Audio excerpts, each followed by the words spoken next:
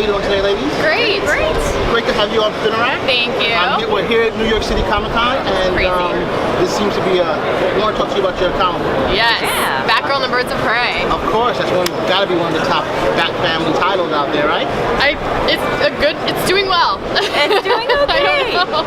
And I mean, it goes like Batman, and then the rest of us fall in line somewhere. But All-Star Batman, or Batman. All-Star. Everybody else. But you know, the Birds of Prey and Batgirl, they've been on TV basically. Yeah. Of course, you guys are working on CW. Yeah. So we know how important your idea is to get them out there. The more we do that, the better. Yes. So tell us a little bit about your project right now, your Birds of Prey project. What's the arc that you guys are following right now?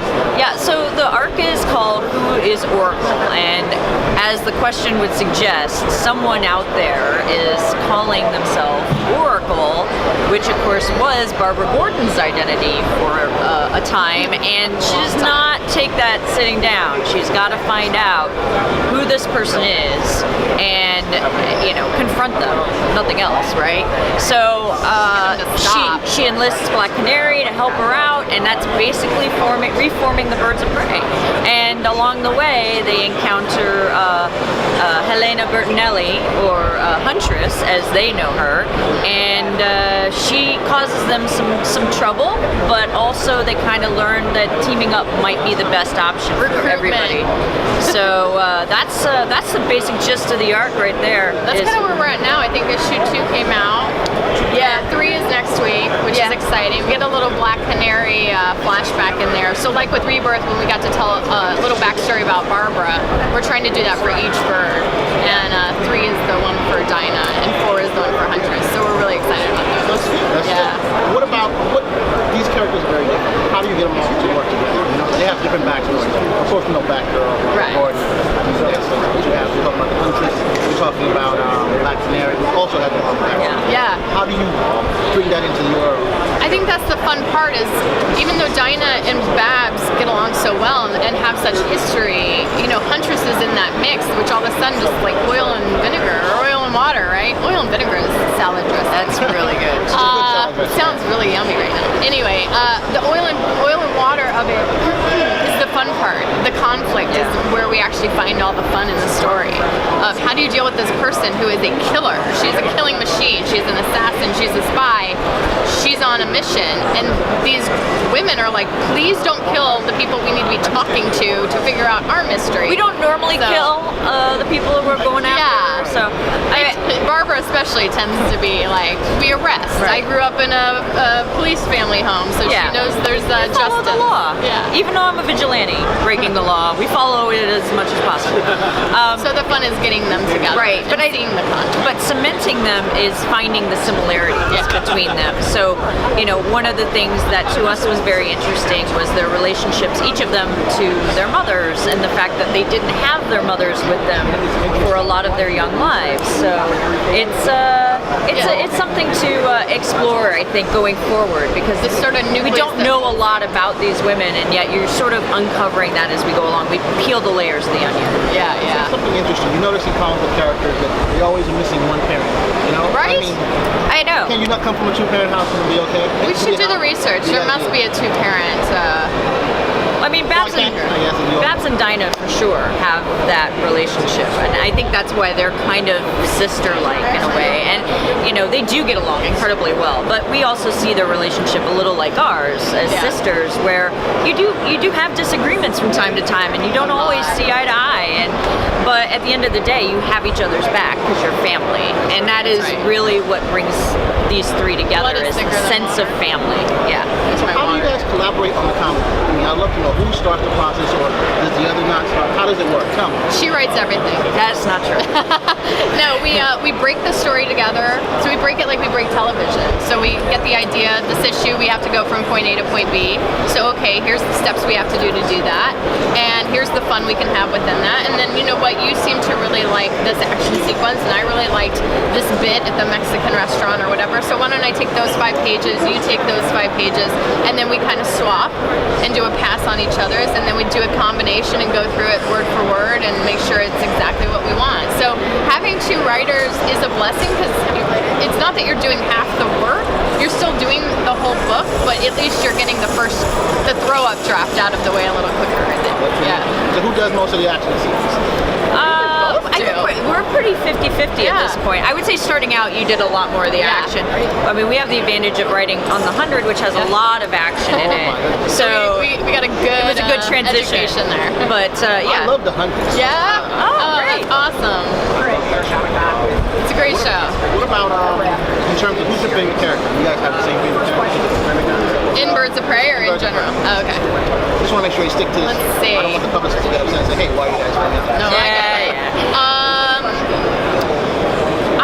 Oh god, it's so hard. It's It's so like hard. choosing your favorite baby or something. Okay. I love them all for such different reasons. I love Barbara because she is so by the book and fair and balanced and She's strong idealistic. and idealistic. And I love Huntress because she doesn't take anybody's crap. And I love Black Canary because she's just so cool.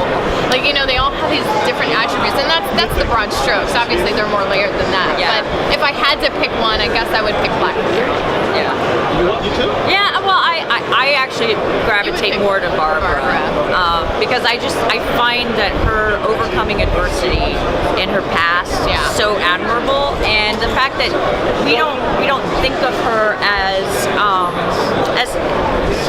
trying to think of the right phrase, but we don't think of her as well, she is in a sense, Sure, because we don't erase that. We talk about the fact that she definitely had a surgery, but she's not a victim. Thank you. Yeah. And that she was able to sort of fight back from that and become Oracle at one point in her life, which was hugely important. Yeah. And obviously a driving factor for this story is the fact that she was Oracle. Who's your favorite? Who's my favorite? I don't want to say it because I'm a Batman fan. And I think Batman. I hear you. He got a little appearance in it too. We let him come in. The whole Batman. Yeah, Okay.